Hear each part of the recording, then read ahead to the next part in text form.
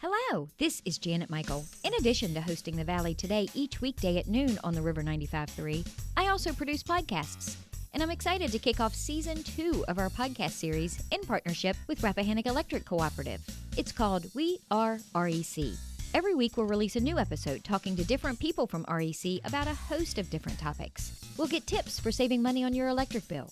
We'll talk about renewable energy and the impact it can have in our communities.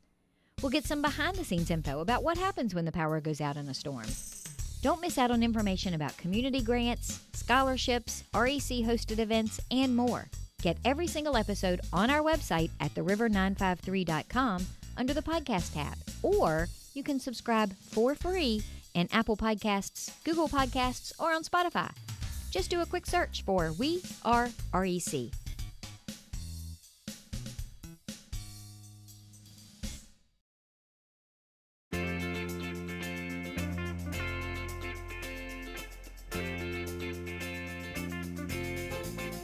Hello and welcome to The Valley Today. I am your host, Janet Michael. It is LFCC Day as you are listening to the show. However, we are pre-recording today's conversation over Zoom.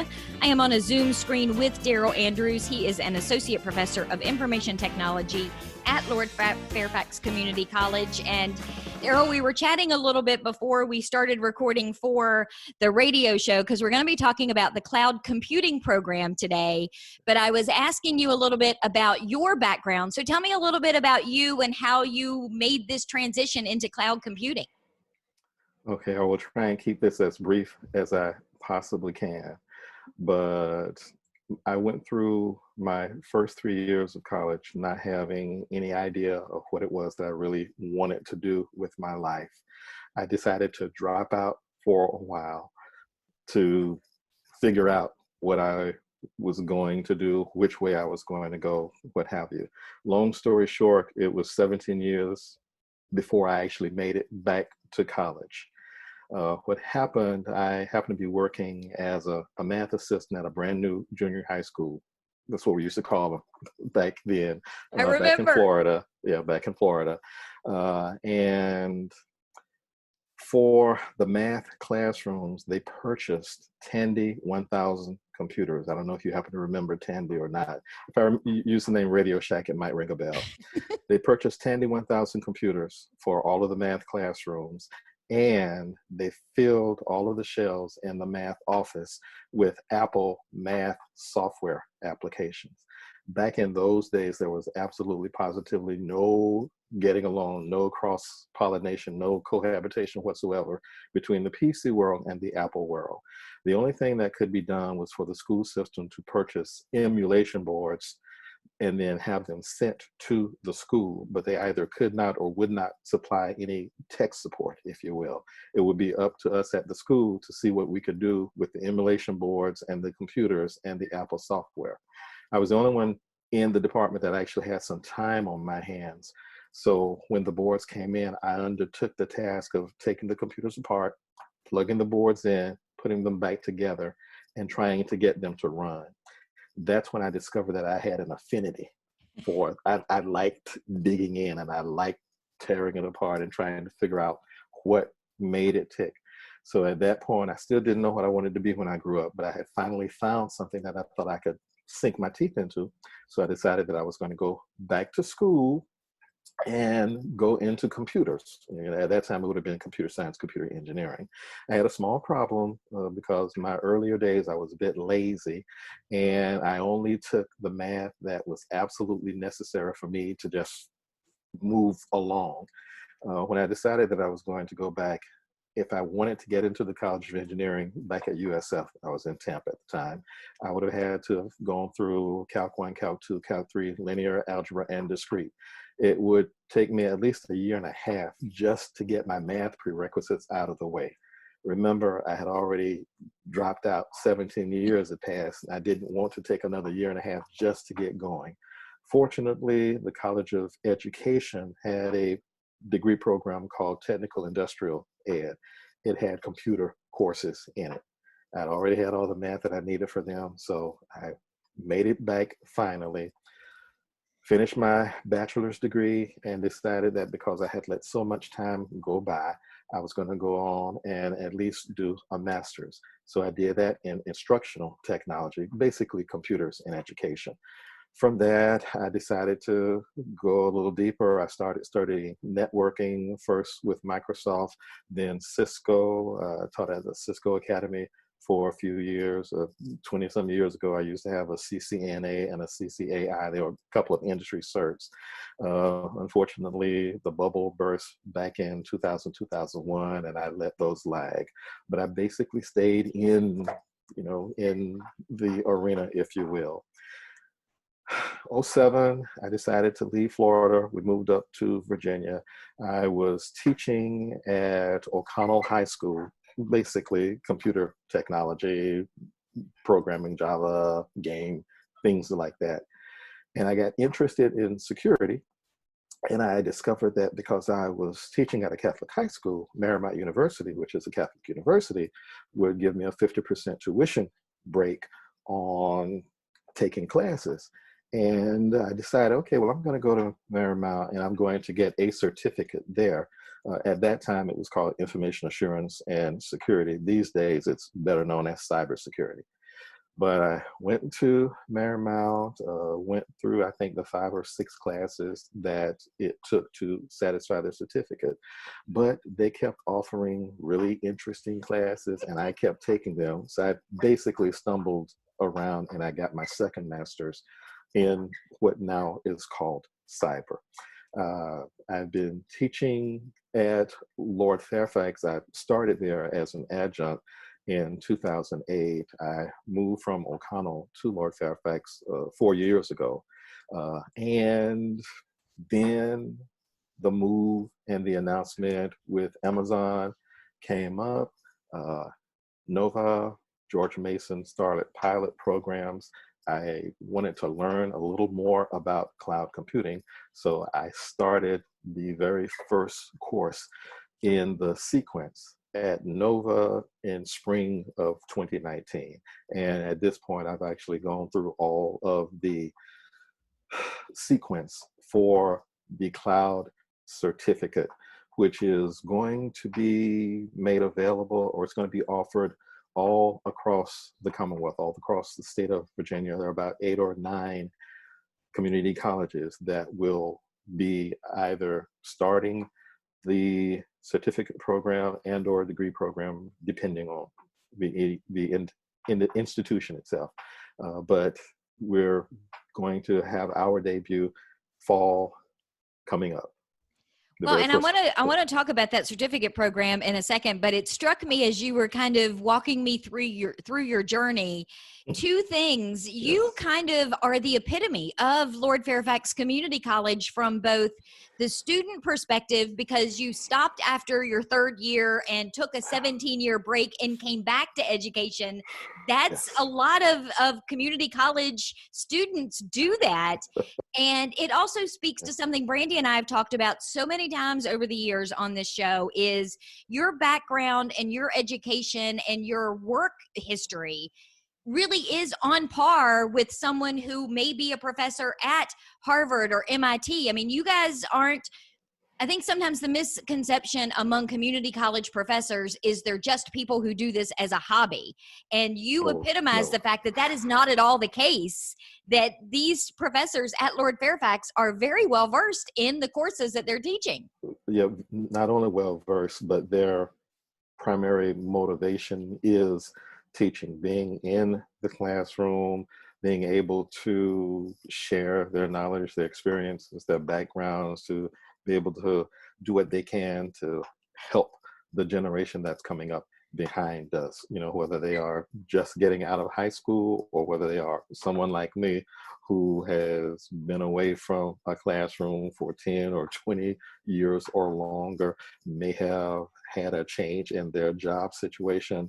They are trying to come in and make things better for themselves, for their family. So I quite understand that. And what I failed to mention when I was going through the Cliff Notes version of my life, I actually started at community college myself before I eventually made it to the university.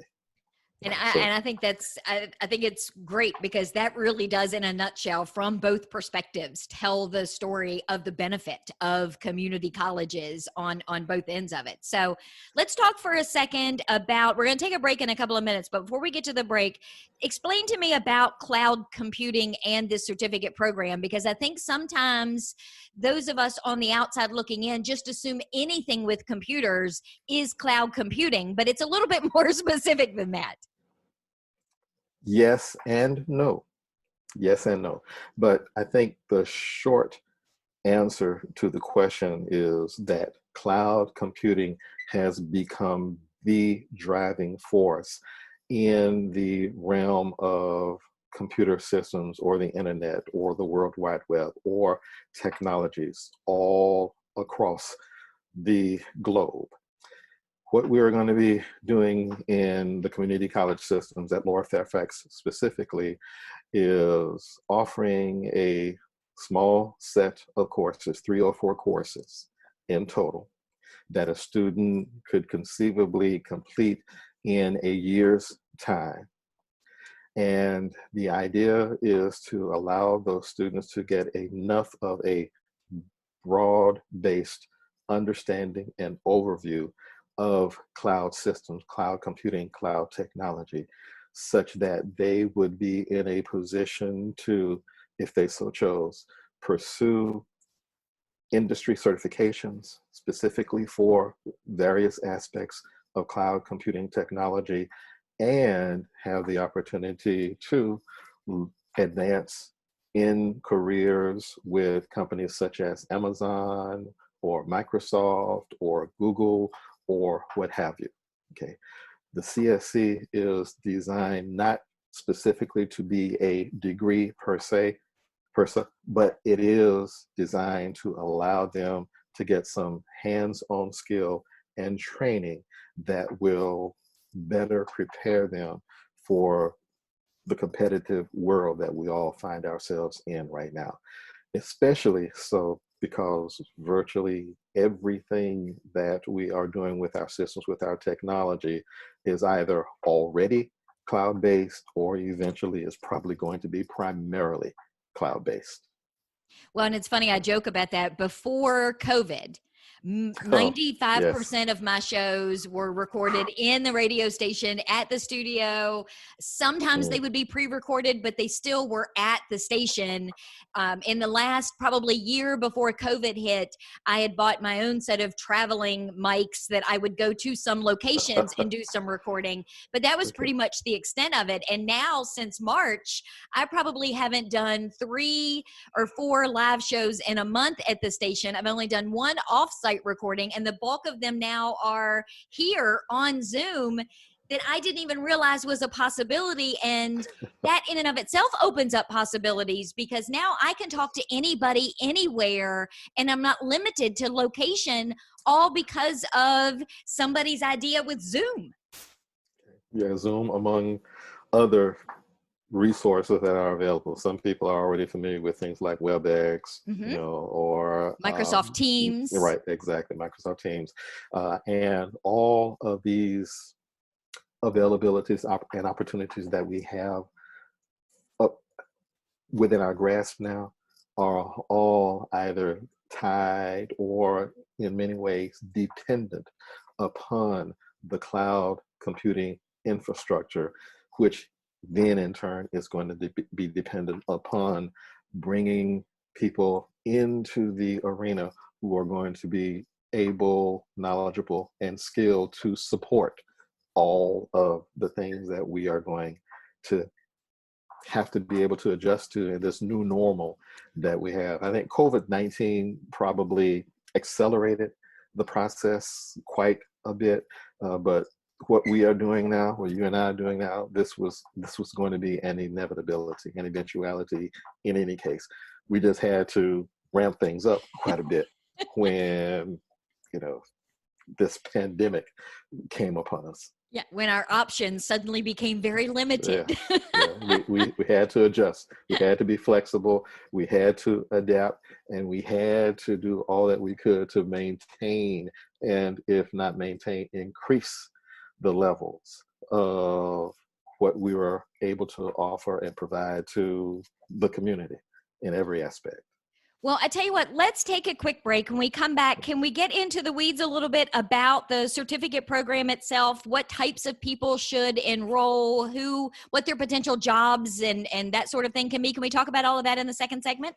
I'll try and give you as much information as I possibly can All without right. going off Well, too thin of a limb. we are going to take a quick break. When we come back, we're going to continue our conversation with Daryl Andrews. He is an associate professor of information technology at Lord Fairfax Community College. Again, we have pre-recorded today's conversation over Zoom. We're going to come back in a couple of minutes and talk more about the cloud computing certificate program that Lord Fairfax is offering in the fall. So stay tuned. We'll be back in just a couple of minutes.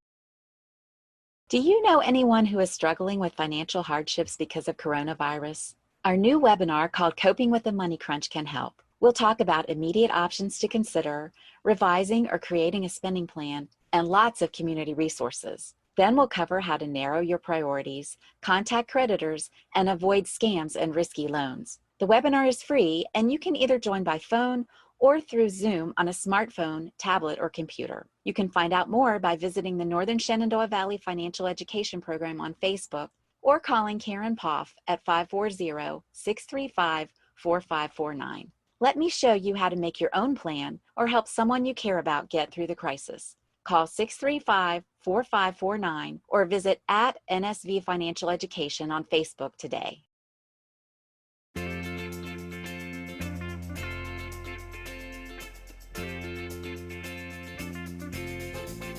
Welcome back to the Valley today. I am your host, Janet Michael. It is LFCC Day as you're listening to the show. However, we have pre-recorded it over Zoom.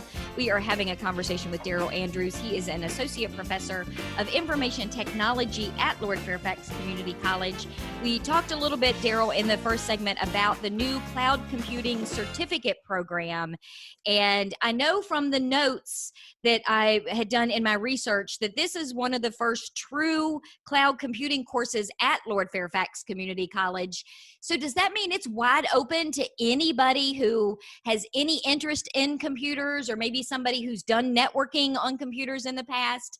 Is it really a wide open field for anybody to enroll and apply?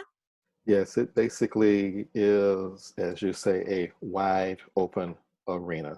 The one thing that we want students who happen to have a desire to come into the program is to at least have had a little experience either in networking, or at least have taken one or two of the courses that we would consider as prerequisites: an introduction to networking, administrative networking services. There are a couple of courses that we would typically recommend that the students have before they come into the cloud course. However, this can always be adjusted because there will at times be individuals who have worked in the industry in one aspect or another.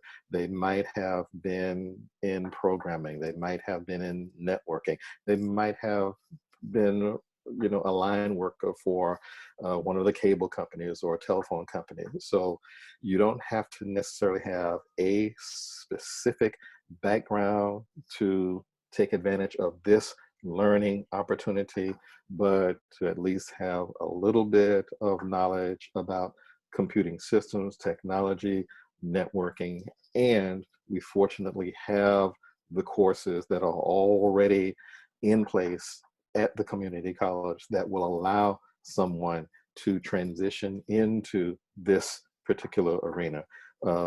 Male or female, age, no restrictions whatsoever. You don't have to be a mathematical genius to go into an arena such as this, but having basic math skills can be of benefit. You don't have to be a quote unquote nerd, or you don't have to be a techie. This is a field that is growing, that's evolving, that's exploding, that is expanding. And this applies to the IT arena generally, we need people in this arena. We need people for the state of Virginia. We need people for the nation. We need people for the world over. Everything that we're about these days has some relationship or tie to computers, technology, networking, cloud, the web, programming. So it is completely and totally wide open and available for anyone who would have an interest in looking into it. And you mentioned in the first segment that this is a certificate program versus a full-on degree program at this point. Not that it may not transition or grow into that, but that's a benefit because it means you can go through this program a whole lot faster. You said 1 year, 2 full semesters. That's pretty great for somebody who's looking to make a change in a relatively short period of time. Yes, right now our plan is to offer the first course in the sequence this coming fall. It'll be a full semester course as the introductory course or the first course in the program.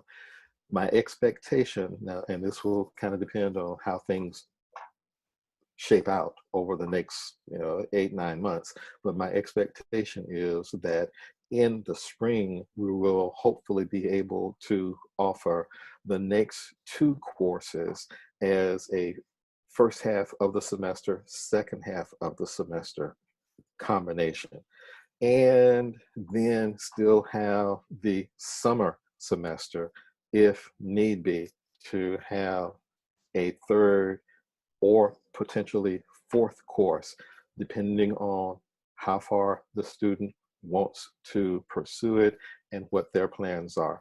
The benefit with a certificate program is just that they are able to complete it in a relatively shorter limit with respect to time, but it still allows them or affords them the opportunity to, if they so choose, use that as a part of any of the degree programs that we have, either those programs that are specifically designed for hands-on learning so that they could potentially move directly into the market, into the job market, as well as those students who want to transition from the community college to one of the upper division schools so that they can take their academic aspirations and goals even further to bachelor's degrees or beyond. Well, and we've talked about that too when Guy Curtis does the show with me, as well as when Brandy comes, about not at all to take anything away from degree programs, but these certificate programs and the different credentials that Guy offers through workforce development are stackable. So they're really quick and easy if even the thought of doing a degree program seems daunting or overwhelming. These are great ways to kind of start building those in and have that skill set and move up in your job to where maybe the company wants to pay for your degree and gives you the time to do it. Yeah, exactly. A step at a time, a step at a time. As a matter of fact, you may already know this, but what we're also doing at Lord Fairfax is putting in place an opportunity for someone who happens to go through workforce to also be able to transition over to the certificate, the credit side of the house as well. Because you're exactly right. Individuals may be in the market, they may already be working for company ABC or XYZ, and over the course of time, they decide that they want to be able to move up into the company. They want to open up more opportunities for themselves. They may decide that they want to be an entrepreneur and start their own business or own company. So all of, as you say, these stackable opportunities are there. And that is exactly what the CSC is designed for. It is not a one size fits all. It allows each individual to decide for him or herself what they want to do, how far they want to go. We are just there to try and help them get there.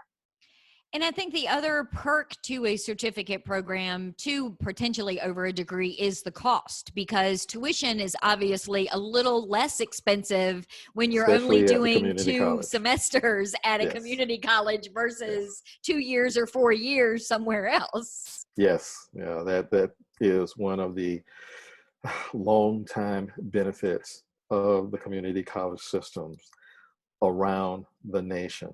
It allows students to pursue their educational, their academic goals with as less of a debilitating impact upon their pocketbook as they can possibly find.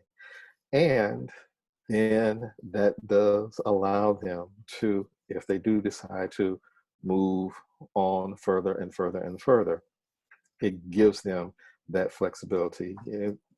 As I share with you, I'm almost a textbook case of how someone comes into the educational arena after high school, not quite sure what they want to do, went to community college just to try and get an idea of what I wanted to do. I knew I wanted to go to college when I graduated from high school. I just wasn't sure what I wanted to do.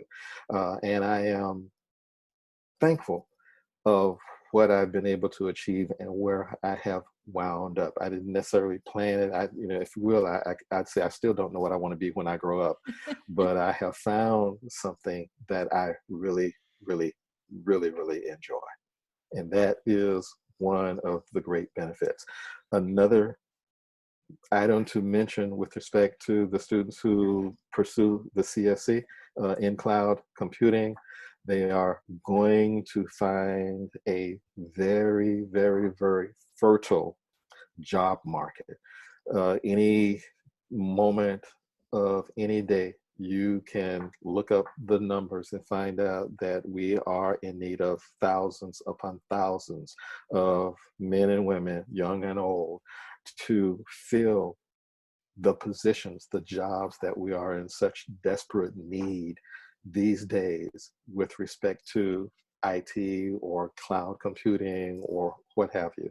And fortunately, individuals who pursue the CSC in this case, or anything in the computer systems, engineering, computer science, programming, technology, networking arenas, will fortunately find very, very nice, lucrative job opportunities awaiting them. Okay, you're not necessarily going to get rich. You're not going to be the next Mark Zuckerberg or Bill Gates, but you will be able to take care of yourself. You'll be able to take care of your family, and you will definitely be able to contribute to the state and the nation.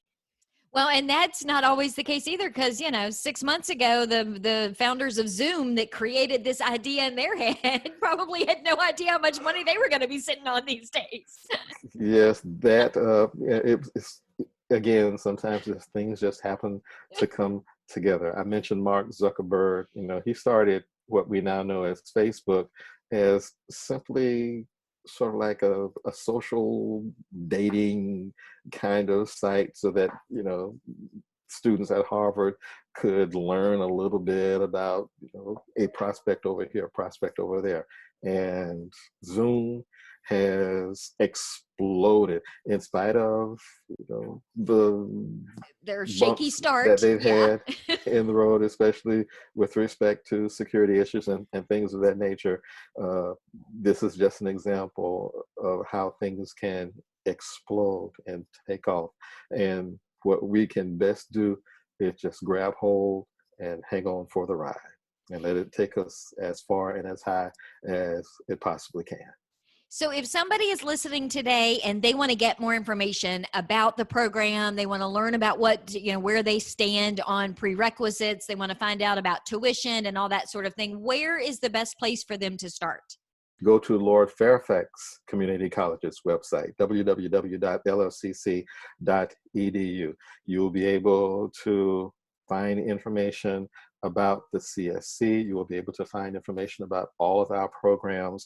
And please feel free to shoot me an email. My email address is Andrews, DANDREWS at lfcc.edu.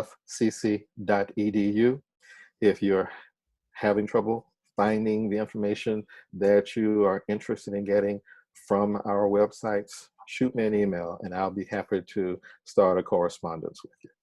Daryl, this has been a great conversation. I really do appreciate you taking some time out of your day on a Wednesday morning.